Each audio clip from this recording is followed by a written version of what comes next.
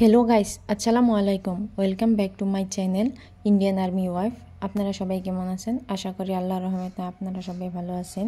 তো এখানে মূলত হয়েছে আপনারা সবাই জানেন আমার হাজবেন্ড আর কি ইন্ডিয়ার বাইরে আছে। ওখানে আর কি কিছু বস্তু পাঠানো হচ্ছে। আমার হাজবেন্ডের আর কি চোখের অল্প প্রবলেম হয়েছে, আইনানি হয়েছে, ওটা মানে গুটি বেঁধে গেছে।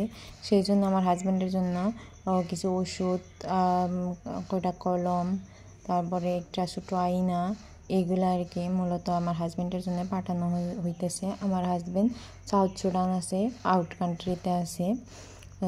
তো এগুলো আমি পোস্ট অফিসে একটা ভাইয়া আছে, ওই ভাইয়ার কাছে পাঠিয়ে দেবো। ওই ভাইয়াটা আইছে, তারপরে ওখানে আর কি ওই ভাইয়াটার কাছে পাঠিয়ে দেবো। ওই ভাইয়াটা আমার হাজবেন্ডকে নিয়ে দিবে। আরও ডিসপ্লে, মোবাইলের ডিসপ্লে খারাপ হয়ে গেছে, ডিসপ্লে পাঠানো হবে। ওই ভাইয়াটাকে পয়সা দিয়ে দেবো, ওই ভাইয়াটা নিয়ে যাবে। কিন্তু সব কিছু তো দিতে গেলা ঠিকই আছে, মূলত আমার 5,000 টাকার মতো খরচ হয়েছে।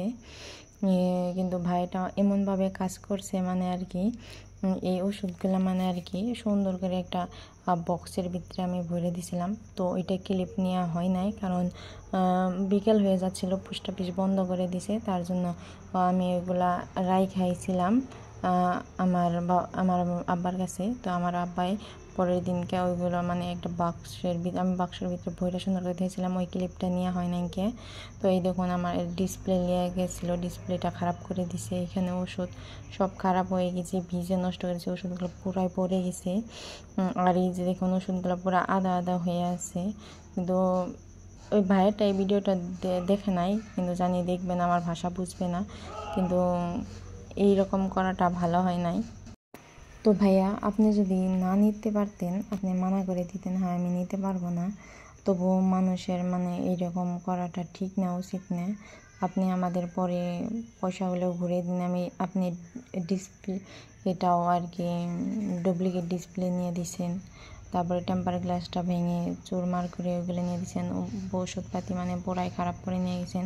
এমনটা করা ঠিক না ভাইয়া। আপনিও বিদেশ থাকেন, আপনারা হয়তো কোনো কারো দ্বারা কোনো দরকার হতে পারে। তো আপনার সাথে যদি এমন হয় আপনার কেমন লাগবে? তো কি করার, আর কিছু করার নাই। তো আমি জানি ভাই আপনি তো আমার ভিডিওটা দেখবেন না, হয়তো ও দেখলেও হয়তো আমার ভাষা বুঝবেন না, বা হয়তো দেখুনই না এরকম কিছু।